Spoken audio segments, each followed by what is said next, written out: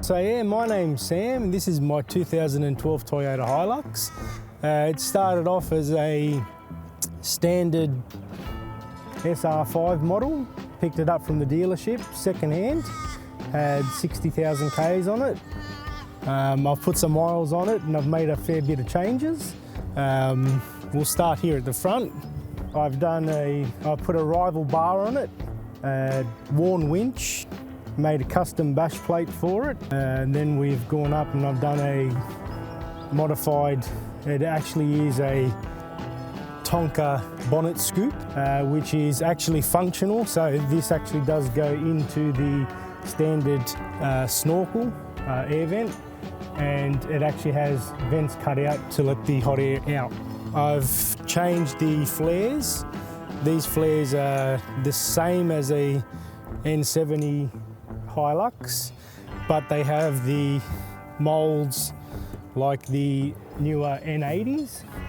I've custom made side markers for them, which are functional.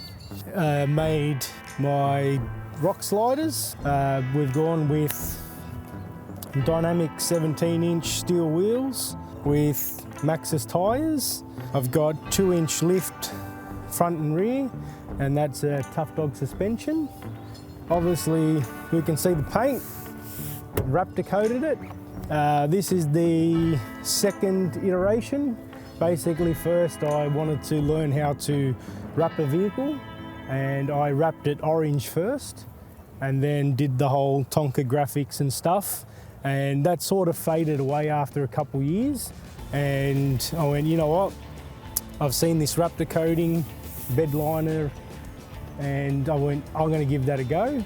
So this is what happened. It did come with a standard tub on the back, and I literally said to myself one day, I'm going to learn how to aluminium weld, and I've designed this setup to suit my needs. It's not really a canopy and it's not really a tray, it's sort of in between, but it does everything I needed to do. We have different doors to everyone else. For me, it's more easy access and I don't have anything protruding. I have my coffee machine in there, inverter, batteries. They also have fold out or pull out pantry on both sides. Yes, and these are also all on central locking. Same with these, the rear ones. The rear ones aren't actually fold out, they're actually drawers. So if I unlock it, but yeah, these are actually slide out drawers, which I hold all my other like rope and knives and stuff like that. And we've got the rooftop tent on top. Not really a rooftop tent because it's not on the roof, but access. So we have that and we can set that up pretty easily. On the back of the car we have the actual kitchen. So this comes out, we've got a table, we've got pantry, we've got induction cooktop and a part for the utensils. So that's the kitchen.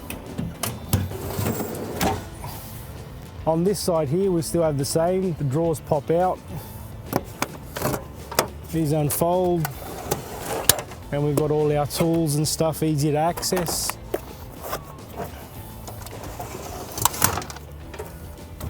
On this one here we have the control panel, fuses, more pantry bits and pieces there. We've got the compressor inside as well, and that's all basically on the switch panel. We can use the switch panel to turn it on and off, and then we also have that on the app, so we can just use the app if we want to stop or start the compressor. So that'll come up and then we can do that. We've got water, we've got the side lights for under the awning. It does have auto start and all the fun little bits and pieces.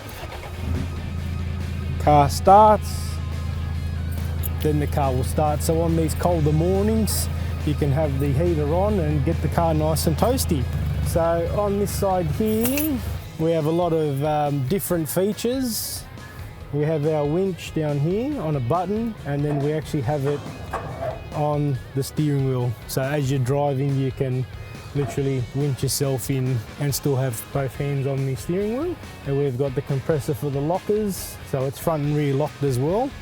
And then over here we've got a neat little trick on the actual buttons up here. I've added an extra one, and if you look up the top here, for when you're going on the freeway and you're getting charged extra because you're too tall because of your antenna, I actually put my antenna down, so my antenna will come up the top there. So I have it so I can fold it down so I don't get charged extra on tolls. Just the little things that you don't think of. Also, yes, it's keyless entry, it does a keyless start as well. So everything's on the actual button. So I've integrated that into the gear stick. And yeah, I've done a rear disc conversion. So we've got 120 Prado discs, 150 Prado discs. And I have custom made brackets to suit a caliper which has an electric handbrake. So this car now has electric handbrake on both the rear discs. The roof rack, something I seen online which overseas company had, and wanted to make it sort of similar with the whole styling of the Tonka. So I designed one myself which looks similar to the one overseas for a third of the price, and made that up myself as well. As I mentioned before, this is Raptor coat. Now, if you notice, it's quite smooth compared to the rest of them.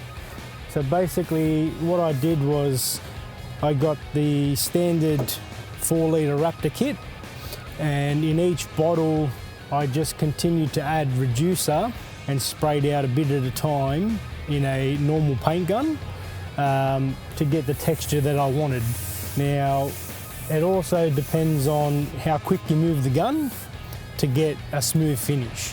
So as long as you're consistent with your spray pattern, you'll get an even coat over the whole car.